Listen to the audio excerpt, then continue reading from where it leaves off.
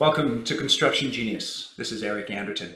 My guest today is Eric Jones, the president and CEO of Foushée Construction. They're a general contractor out of the Seattle area. Eric and I have a very in-depth conversation today about his career in construction, how he started off as a project engineer, went through the project management route, and eventually became the president and CEO of Foushée in 2009. He is a second generation owner of the company. The business started with Jeff Foushée in the late 70s. And we have a fascinating conversation about how he came into the president and CEO role, the different occurrences, the different situations that he went through on that journey to president and CEO, how he handled going through the 2008 to 2010 recession, lessons learned from that and the dot-com recession in the early 2000s that he's now applying as we go through the COVID situation as we're recording this in May of 2020. But regardless of when you listen to the podcast, the focus here is on how to go through succession planning successfully, how to build a successful career in construction, what you should be looking for in terms of if you're a president and CEO and you're looking for someone who could perhaps succeed you, what to look for in that ambitious project manager or estimator. And as a project manager or estimator, how to prepare yourself for future executive roles and having a realistic perspective on what it actually means to own a construction company, to be a partner in a construction company and take on that risk and responsibility. I say this with most of my interviews, but you're really going to like this one with Eric. And I would appreciate it if you please give us a rating and review wherever you get your podcasts. You're going to want to take some notes here and you're going to want to share this interview with other people. It is that good. I really appreciate Eric taking the time to have this interview. We in fact committed to another interview 3 years from now because I'd like to keep track of how he goes through this transition that he's on at the moment. So enjoy my conversation with Eric. Thank you so much for listening to Construction Genius. Give me any feedback that you like via my website or on LinkedIn, and enjoy my conversation. This is Eric Anderton, and you're listening to Construction Genius, a leadership masterclass. Thomas Edison said that genius is 1% inspiration and 99% perspiration.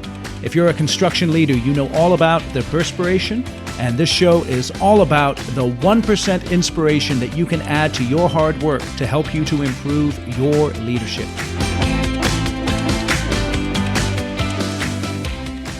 Eric, thank you so much for joining me here today. Great to be here, Eric. Thank you. I know you've been in construction for many years, and as the president and CEO of Foushée, you have a deep impact in your market up there in the Seattle area. How did you first get into construction? Well, I guess this isn't terribly unique, but I was your consummate, tree fort builder as a kid. And so I had an inclination early on to liking the process. It was really a creative process that I was, in retrospect, attracted to. I liked seeing things come together, and a lot of that was use of my own hands. I remodeled homes, built new homes, decks, fences, that kind of thing through college, but I didn't even know. I started off completely differently, going to the Naval Academy prep school in Newport, Rhode Island, with every intention of becoming a naval officer.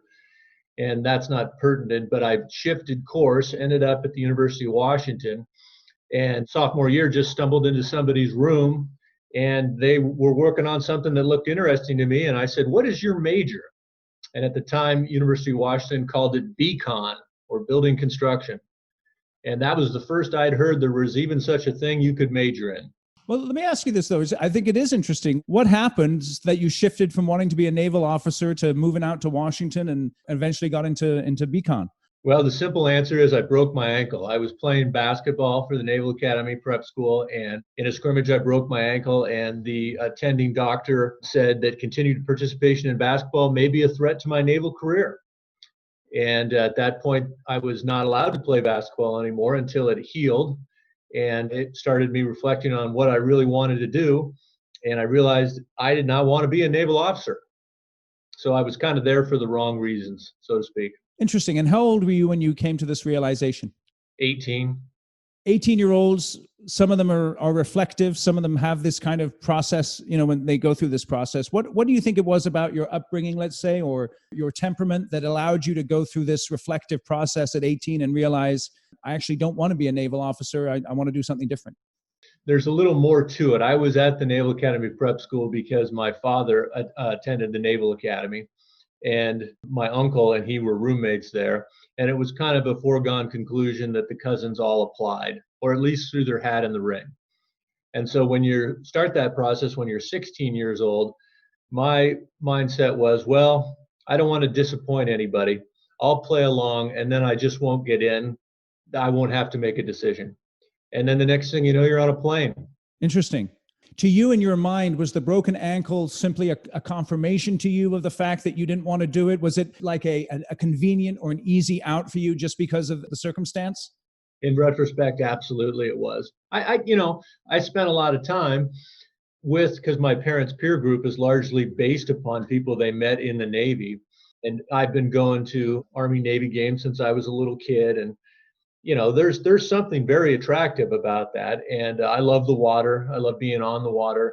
And so the Navy definitely wouldn't have been a bad route for me to take. But, again, when do you ask a young person what they want to be? And I don't know, at 15, 16, I think it's an unrealistic question. So as I said, I played along and I knew what I really loved to do. I just didn't really know. I remember telling my parents at a dinner table once that maybe I'd like to work in a cabinet shop.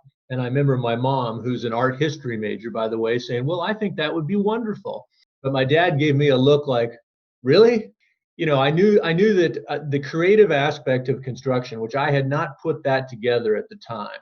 I did not understand the connection that I had between creativity and construction, nor did I see any pathway that would become a professional career. I think that's one of the fascinating things about construction is how deeply creative it is at so many different levels. Yes. And, since I became a project manager, so I started in that title in construction in 1993 when I joined Foushée, I was so wanting to capture and understand what I was doing because it's so visual, right? And so as a project manager, I'm not on site full time. Initially, I was doing small tenant improvement, remodels, and renovations. That we had no digital photography then, so I was taking still photos that I still have today in a drawer in my office, and I'm taking like 100, 150, depending on how big the project is, of photos a job and saving them. And then when I would see a similar job that I was estimating, I would go through those photos and say, oh, that's right, we did it that way, or that went before that. So much of construction, I remember trying to understand scheduling in college, and I go, well, I don't know what comes after concrete. And the professor would just say, just start, just put it together and start. Nobody's going to be right the first time. And I never really gravitated to that line of thinking because I didn't want to be wrong. But those pictures and those images that I was capturing were my way of recording early on what I was doing so that I wouldn't repeat a mistake again. So hold on a second. So this is interesting. I just want to ask you one more question going back to the decision around the Naval Academy. How did your father respond when you made the decision to not pursue the naval route and to move out to the West Coast? He was really good about that. He was naturally disappointed. He shared with me openly that he saw himself reliving that experience through me, which is natural, right? That's the biggest fraternity in the world, and to have it meant a lot to him his entire life. He passed away 2 years ago last month. When he shared that with me, I thought, okay, he's being really open and honest, but I think he understood that because I told him I wasn't doing it for me, I was doing it for you. And he got that. We didn't have much longer discussions than that over it. Of course, at that point, I hadn't gotten into another college. I wasn't living at home. There was no indication of what I was going to do. That's where the conversation went to next. Yeah, that's fair enough. Do you have children of your own? I have 3, yes. Anything you learned from that particular interaction that you've taken with you as you've been a father to your own kids? Just curious. Yeah, sure. I mean, he never told me I had to go to the Naval Academy or even that I should, but it was an internally placed pressure that I put on myself to wanting to please, which I think a lot of people carry. I don't think that's a unique trait at all. Nobody wants to disappoint, especially a parent. And so I think both my wife and I, because we've talked a lot about this, have been very cognizant to encourage our children to follow their own paths. And two of my three kids are going into medicine. The third one is in commercial brokerage. So that none of them have seemingly chosen the same career path I did. And I don't think that's an accident. And you get asked that a lot as a president and CEO of a company. Well, are you going to let your kids come into the company? And I said, my kids have no interest in construction, and I've never encouraged them to do so. So then you spent time when you were young. It sounds like you like to build the forts. You spent time in the summers when you were in college working in the field. Did I hear that right? Yeah, I was a framer. How important do you think was that field experience when you were young in terms of you understanding the construction process and then gaining credibility as you got out of college and came into a PM role? It's important from the perspective that I got to two points there. It's important from the perspective that I got to socialize with most of the guys that I work with were 10 to 15 years older than me. And it was their path, right? They were blue collar construction workers. And on a construction site, I'd hang out with the mechanical guys, the electricians. I'd interface with all the trades. I was kind of curious who they were, what they were. And there was definitely a sense of, you stay in college. You don't want to do this the rest of your life. I was heavily encouraged to keep going to school, get your degree. And that stuck in my mind that these guys were not super, there were exceptions, obviously, but I had enough, tips that you want to keep pushing through the other side of this. And so, that was important. Secondly, it helps build your credibility. And when you're putting together a resume as a young person, even if you only framed, in the summers for 2 or 3 years, that is something you can discuss at an interview. That is something you can put on your resume, and it definitely helped build an early resume. So then you get out of college, you immediately got into project engineer, project management type roles? Project engineer, yeah, I worked as an intern for the last 2 years of college for a large general contractor. Learned a lot there, more about what I didn't want to be involved in. It was more your old school, a lot of white shirts and ties, very quiet office environment. And I wasn't sure, it felt like a club. Wasn't sure that that's where I wanted to go. So it all becomes then the rest of my career, and even that opportunity became a connection to who I had met in college. And so I had another classmate that had graduated with me who called me on the phone and said, hey, we got an opening in the estimating department. You should come over and talk to this guy. And another local contractor, larger, been around a long time, went there. And I almost considered that experience. So I was at Howard S. Wright Construction for 3 years, most in the estimating department, ended up as a project engineer on a bank branch building program. But I almost considered that like graduate school. We were estimating big stuff, Port of Seattle, big projects. And to be on an estimating team for 2 to 3 months, the technology was so different back then, but bid day was a big deal. And all the sub quotes coming in and calling them on the phone to a guy with a briefcase sized cell phone. And it taught me pressure, how to handle the pressure of a bid day by more or less watching the others. And then takeoff, right? I became the best quantity surveyor, estimator. I could, anything self-performed, I understood how we approached it, what our units were. And when I got to Foushée, which was at the time a much smaller contractor than I came from, that was the biggest skill I brought forward, is that I knew how to estimate. So that's interesting. So you started off with a bit of practical experience framing, you got into project engineering, project management, had an opportunity to estimate. So sounds like you got a well-rounded background in construction as you built your career. Was this during your 20s, basically? Exactly. Yep. In my early 20s. And so it all seems, in retrospect, to be a very short period of time. But when I ended up at Foushée, I certainly had the building blocks I needed to manage work independently. And Foushée very much, I don't know if you say we were lacking controls, but compared to the size and scale of the companies I came from, there was a lot less oversight, a lot less systems, a lot less process. There was no 3-ring binder that you had to memorize about our SOPs. It was basically, All right, there's a phone, here's a bid, good luck. How did you like that in comparison? Were you relieved because you didn't have the shirts and the ties, or were you a little uncomfortable? I loved it. I absolutely loved it. And it attracted me because, again, somebody left the previous company, came to Foushée, called me up and said, we have an opportunity. And that's how I got the shot at Foushée. And they colored in what kind of a company it was, since they also had worked for the previous. And they said, I think you're going to love it here. It's the old adage of you eat what you kill, and they give you a lot of rope. And I said, that's an opportunity, because I think I've got skills at that time that, if given a chance, I wanted to compete. When was the point working with Foushée that you sort of stepped into a leadership role, or you not only were building projects, but then were responsible more for building teams or building people? When did that happen?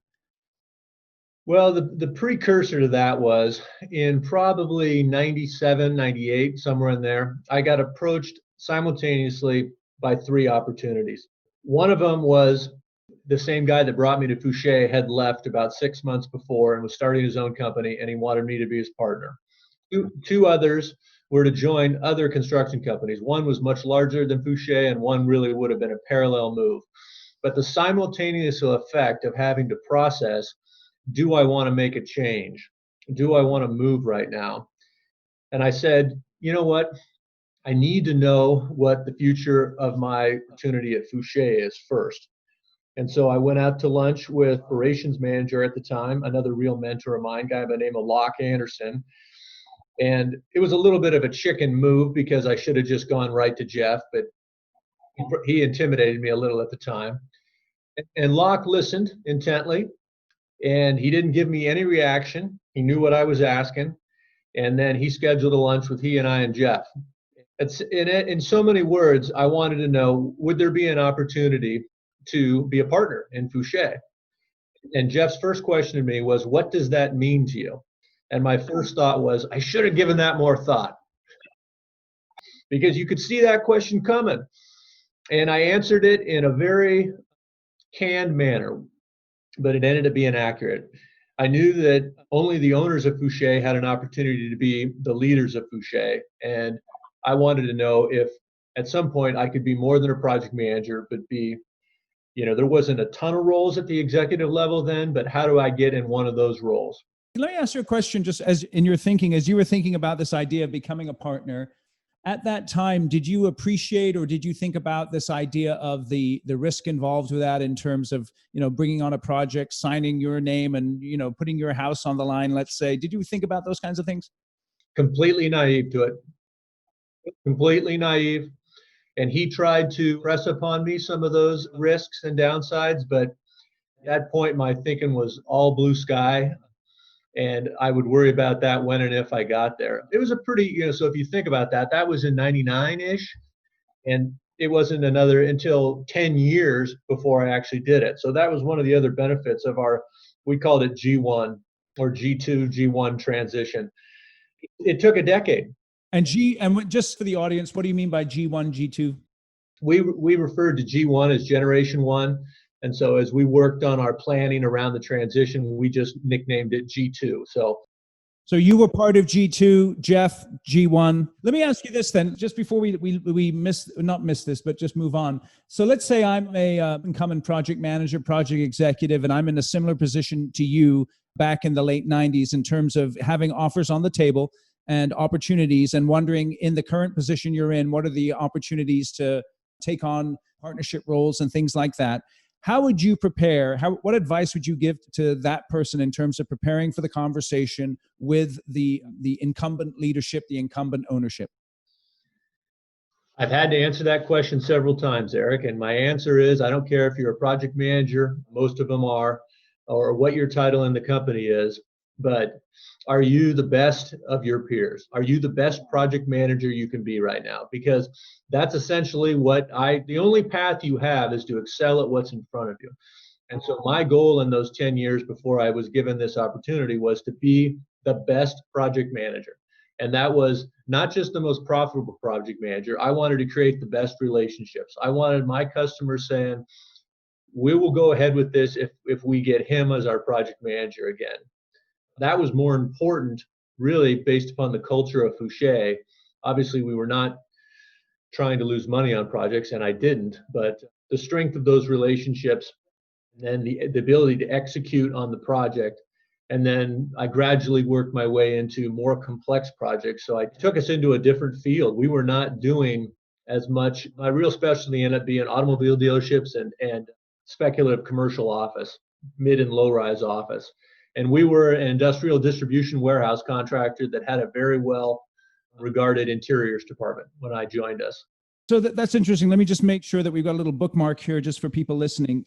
Number one, the quality of the relationships that you have with the clients, so that the clients are saying, I want to work with Eric. You're getting asked for. Number two, obviously you're making profit on your jobs, which means that you're executing those jobs well. I heard this is very important here. You had this sort of an entrepreneurial aspect to yourself where you brought the company into new markets that they hadn't previously been in. Now, was that the clients taking you there, or did you see the opportunity and go and develop that? It was start small with an opportunity. So sometimes, in some cases, it was an architect that introduced me to a car dealer, and then we ended up doing, 8 projects with the guy over 10 years. In other cases, it was an introduction the company gave me to a developer that wanted to do an office building. And there's something very powerful about repetition in construction. It's difficult when you're trying to, we've been trying to get into medical biotech, and you get a lot, well, you just don't have the experience that your competition has. And I always dismiss that as, well, we've done this or that. But once you've done a dozen of something, then you really understand the intricacies between one and another. And so I really started studying, as I did multiple of the same product type, how they differed, what made one more efficient, what made one better for the end user. And not only did that make me more fluent in trying to understand their value on a conceptual basis, because everybody wants to know what it's going to cost before they've fully designed it, it made me infinitely better at selling it, because I could anticipate the things that the customer was going to know, was going to need. And whether or not it was either of those product types, I became far better at selling that, given that I'd done so many of them. This is key right here. So not only are you executing the work, but you're understanding the work, which enables you then to sell the work, which then I would imagine gives you credibility with the leadership of the organization, because not only can this guy build, but he can sell. And bringing those two things together is not necessarily skill sets that everybody has. Then let me ask you this. In your mind, in order to be that project manager who excels all the other project managers, how should that project manager be relating to folks who are doing to your supers and your subs and all those kinds of things? Obviously you want to have the client relationships, but what should the project manager be focusing on in terms of the folks who work for your company and the subs that you do business with, you being a general contractor? Well, and the other tier that I would put in there is the project engineer role. So when I started at Foushée, we would have 1 or 2 project engineers. They would typically be assigned to the project managers that had larger jobs. And that we started, based upon our growth and the complexity of the work, we started to grow our project engineer ranks. And so one of the first responsibilities I was given was to hire project engineers, because I was a local product of a local university and had connections, and then to train them. And we had no training program for project engineers. It was team up with this guy, and it's 100% mentorship. So I developed Foushée education system formatted around training and orienting a project engineer. Given my workload, I was given multiple project engineers. It was really almost a mini business entity that I had created. And then they gave me the opportunity, because they said, well, we're not going to do it. And I think we had a controller that was responsible for it. And when she moved on, they came to me and said, Jeff and Locke came to me and said, how'd you like to be the office manager too? Office manager was the receptionist and maybe 3 or 4 project administrators, but I did not want to do that, Eric. And that was good too, just to be able to, because it wasn't as directly related to construction as I was used to. It was all about people and listening to their schedules and why I need to be 15 minutes late. And so it's very interesting, because again, I think a couple of takeaways here for the audience is number one, if you're looking to transition your company to somebody, think about what Eric has just shared in terms of the types of people that you're looking for. You're looking for people who can execute, who are entrepreneurial, who have experience in perhaps hiring folks, building teams.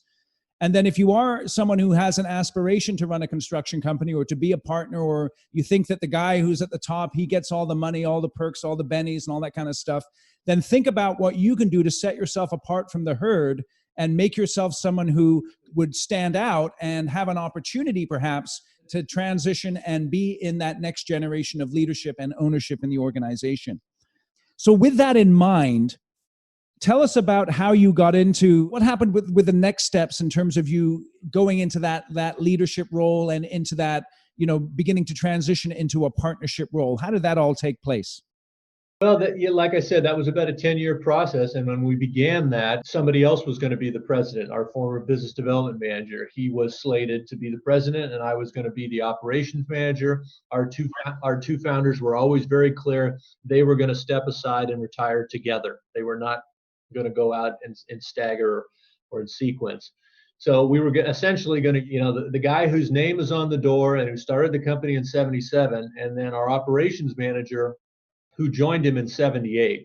So really was the operation manager was really the heart and soul connection in terms of our field operations. And what time frame are we talking about here? What year was this?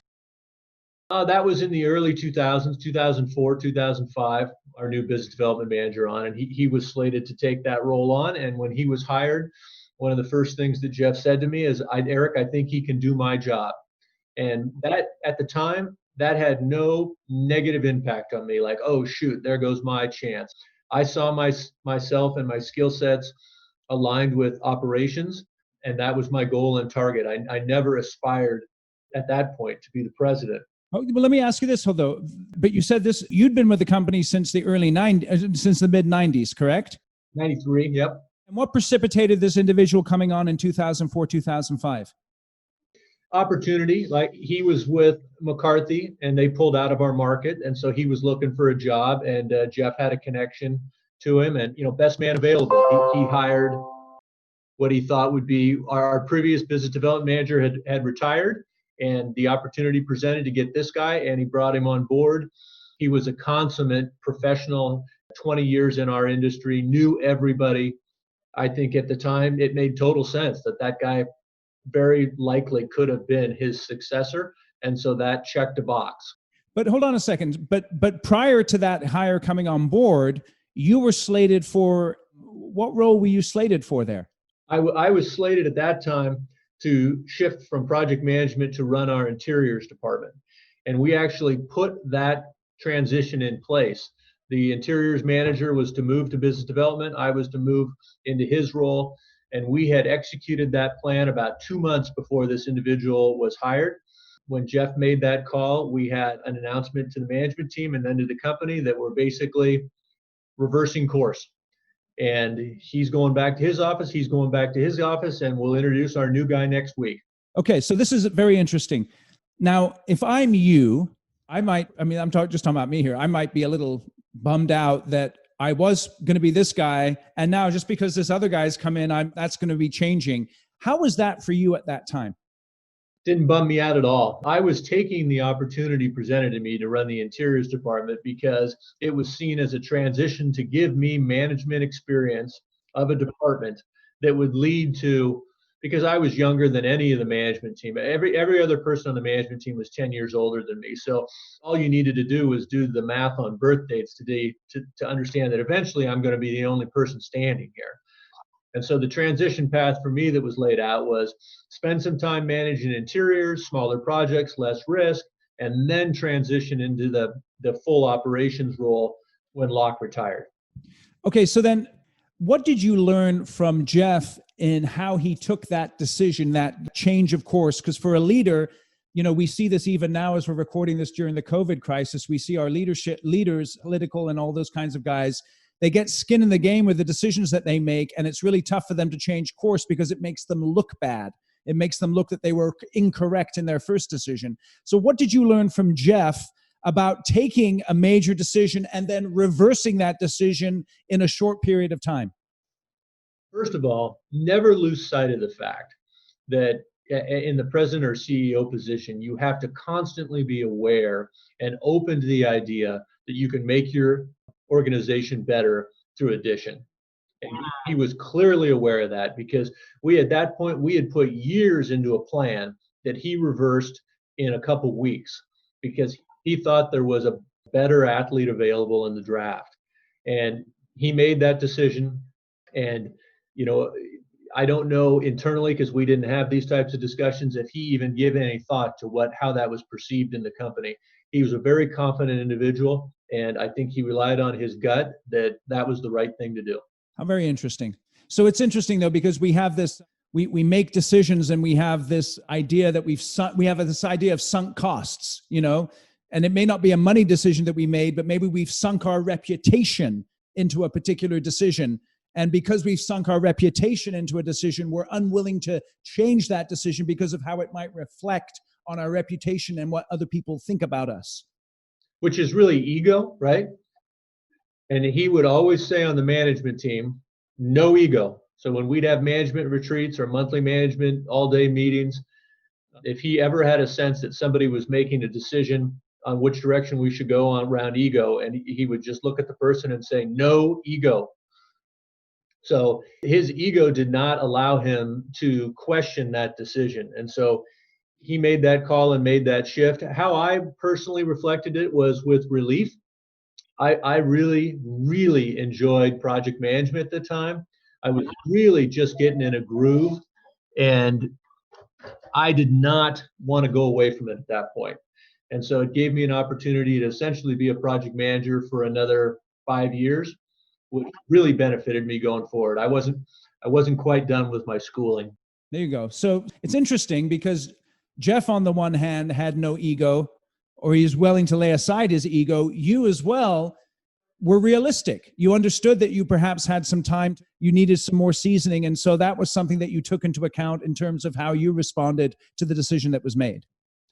Yeah, whether or not you call it realistic or almost a degree of selfishness, right? I knew what I was really enjoying, and I was a little intimidated that I would be, because I came out of the interiors department. I managed interiors for my first 2 years at Foushée. I was not as excited about going back into that line of work. And so, yeah, it was realistic as well as a little selfish, right? I wanted to do something that I really, really wanted to do. That's cool. That's cool. Well, thank you for being open with that. So let's fast forward. We're 2009. That's when you became the president, CEO of the company? Yes, and that was a perfect time in retrospect, because 8 was a great year. 9 was our prepare for the slowdown year. We had enough carryover volume from 8 that 9 ended up being a better than average year. But certainly by then in the economy, you knew what was coming. We could see our backlog disappearing. And Jeff and Locke's transition was set up that they would physically relinquish their roles and positions within our office. And so we built a little building nearby for them, and they moved out of the building, which was great. They would still participate in management meetings, but they really weren't involved in the day-to-day operations of the company. They maintained their ownership position. So he was still the CEO, but I took on the president role. And initially, just because our workload was so low in 2010, I carried 2 roles. I was the president and the operations manager. So let me stop you there. This is very interesting. You actually built a building for the 2 G1 folks so that they would not physically be in the building when you were stepping up and taking a leadership role.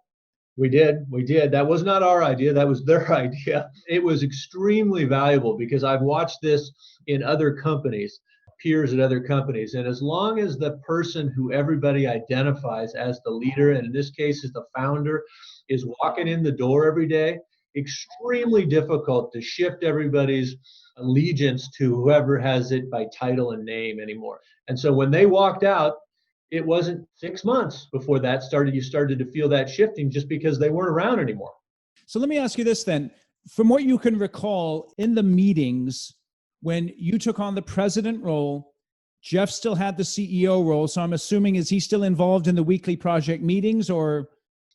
They were not involved in anything weekly or operationally. They were involved in the management of the company. So we met as a management team monthly. We had retreats annually. They still participated in all that, but day-to-day operations, they walked away from in 9. Okay, so then in that participation in those meetings, and when they still had ownership, so I'm assuming you're buying them out at this point. Is that correct?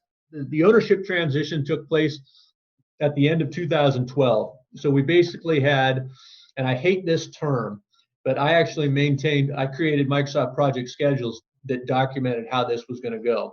The schedules that I prepared to show how this was all going to timeline together, the period from when we assumed the roles in the company to when we actually bought them out, that 3 years we called a dry run. I never liked that term because what inherent in the term dry run is the possibility that it may not work out. None of us ever carried a possibility. And certainly I never carried a possibility that this isn't going to work out. That's what took place from 2009 to 12. They were still watching, still had a real vested interest in how we did, obviously, because the two of them owned north of 80% of the company. The minority shareholders were the ones running it. But that was about a 3-year period. And then we transitioned them completely out of the company in 12. Okay, so then let me ask you this while I don't forget. What did you learn from Jeff and from, what was the other gentleman's name? Locke. From Locke. What did you learn from Jeff and Locke that you are going to apply as you go through the transition from G2 to G3 in what, the next 10 years or so? Well, we'll have to conclude in 10 years. And so if I'm using the timeline that was laid out to me, I should be starting it now. Okay, so what are the principles that you're using in terms of setting them up for success with regards to what you've learned from how Jeff and Locke did it to begin with? Well, from my peer groups and watching this in other contractors and companies, it's nothing terribly unique, but you cannot start this process too soon. You cannot plan for things that you don't know. And we had those, right? We had a shift where Jeff found a business development manager that he thought would make us better. That individual was at one point conceived to run the company, and then we switched course there and pivoted to me. We had a very key project manager, senior project manager, that could have played into this, that chose to move on. We probably had 3 or 4 things that would have fed into our transition that didn't happen in the way that we thought they would. And it helped very much to have a little bit more time to react to that, fall back and say, okay, what does plan B look like? And then tease that out and put that into place. So does it need to be a decade? I don't believe so. That was probably a little longer than really it needed to be. It all depends on the people and how many of those curveballs you're going to get. But I think 5 years would have been impossible. Okay, so somewhere between 7 to 10 years then. Correct. And just that idea, the fundamental idea that just because you put a plan in place, be ready for all those curveballs in terms of economy, in terms of circumstances, in terms of people's decisions, will cause you to have to readjust your plan. Correct. When you got into that leadership role, it's interesting because you got into the leadership role as the economy was going down. How did you manage the company through the last downturn?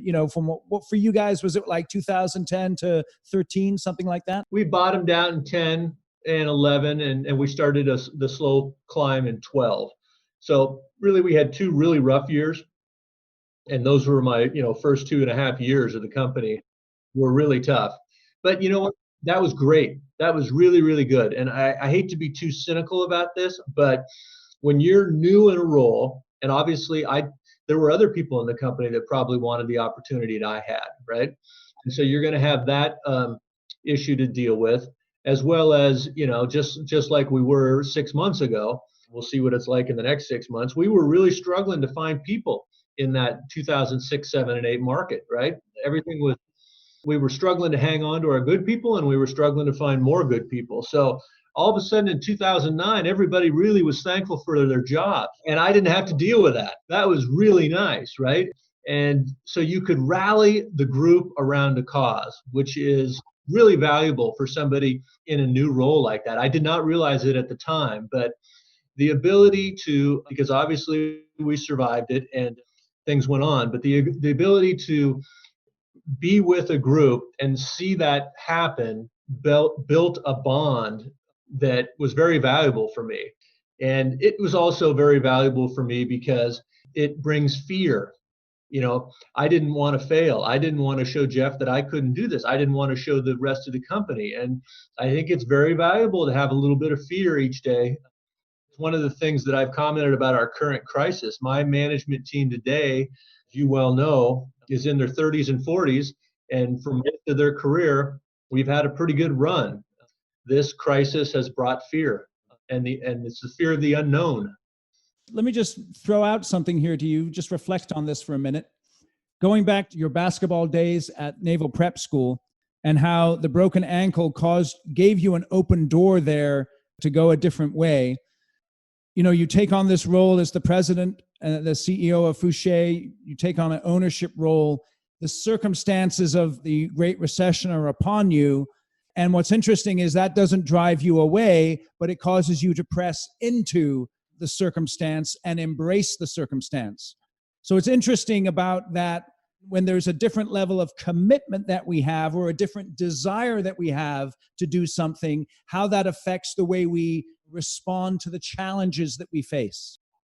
And I guess the word I would add in there is passion, because I was being driven by a passion. The rest of it kind of came with it, but I had a focus in both of the examples that you've used, which I've never actually tied together like that, but it makes sense.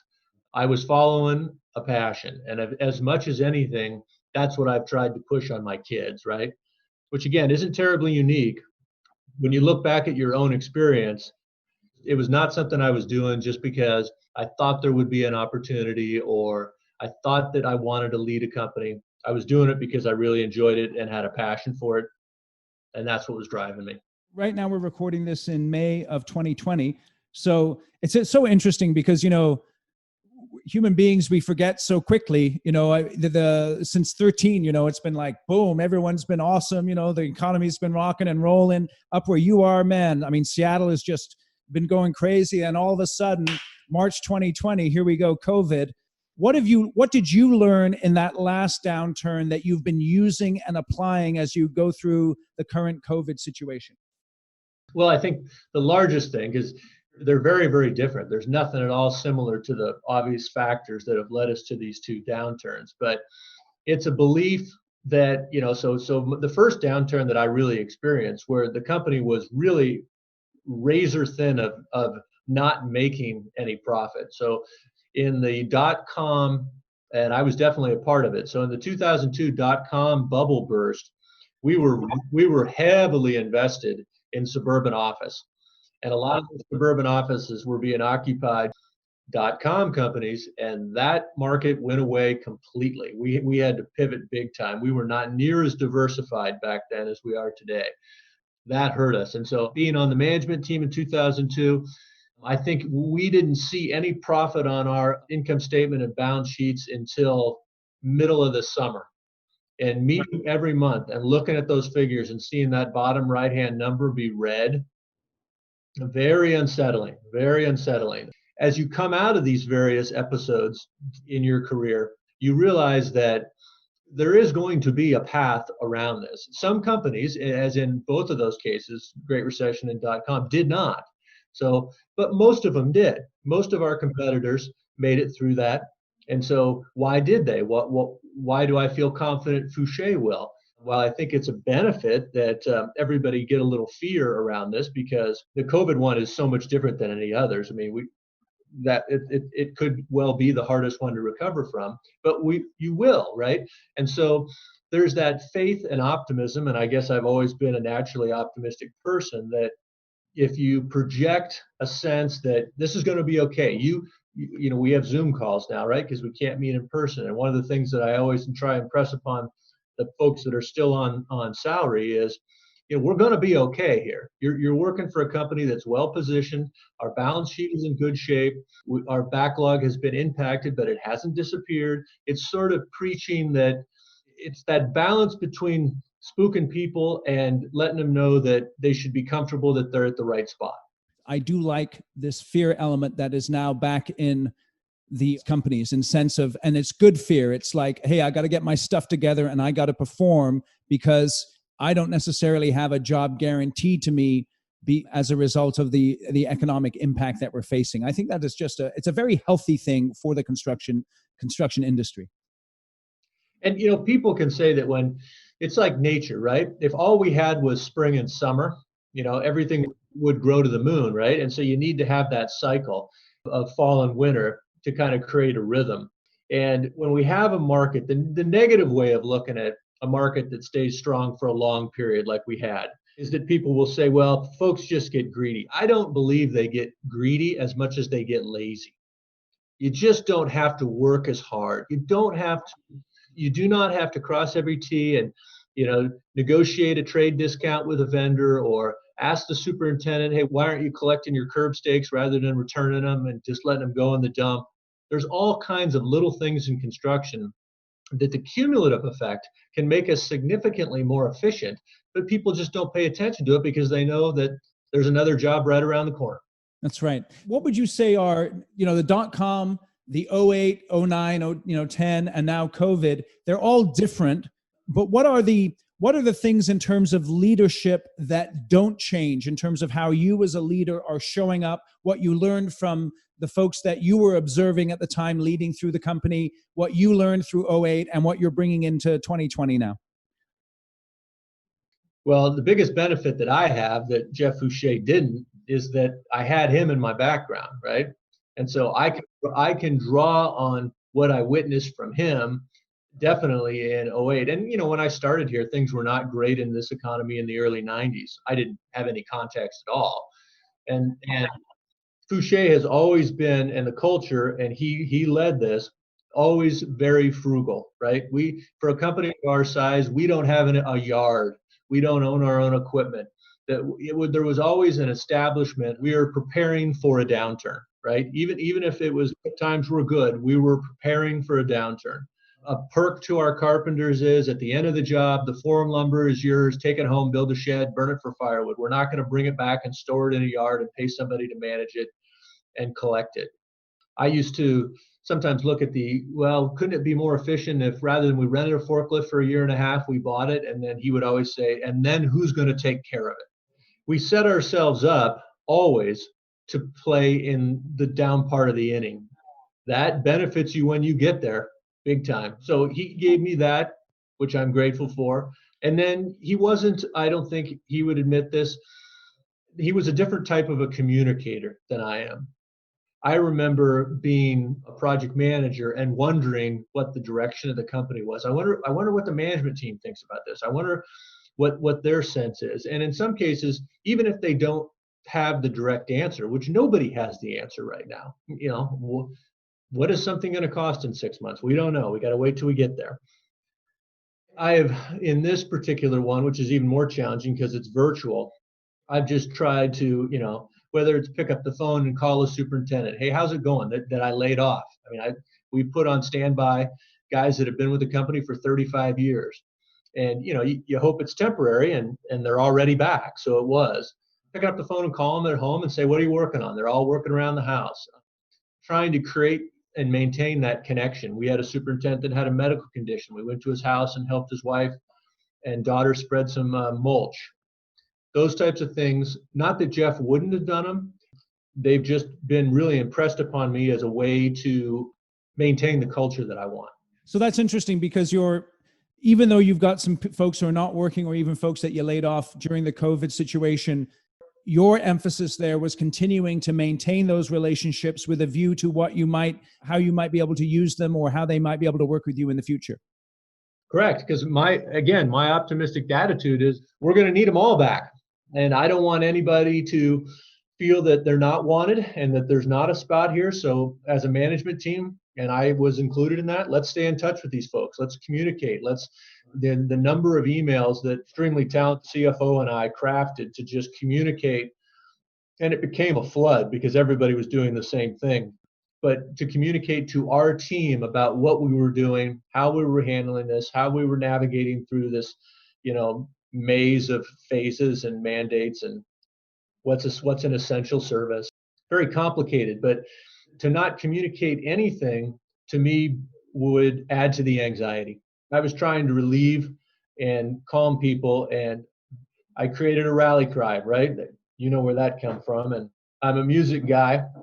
So I picked up Pink Floyd, Bring the Boys Back Home. And of course, I put brackets after it and said, and girls. Before or after every Zoom call, I'd play that song, right? Not only was the tune emblematic of what we were trying to deal with because it's so grand and big, but I was trying to send the message that we're going to bring this team back together and continue to do what we're doing and continue to grow and create opportunity.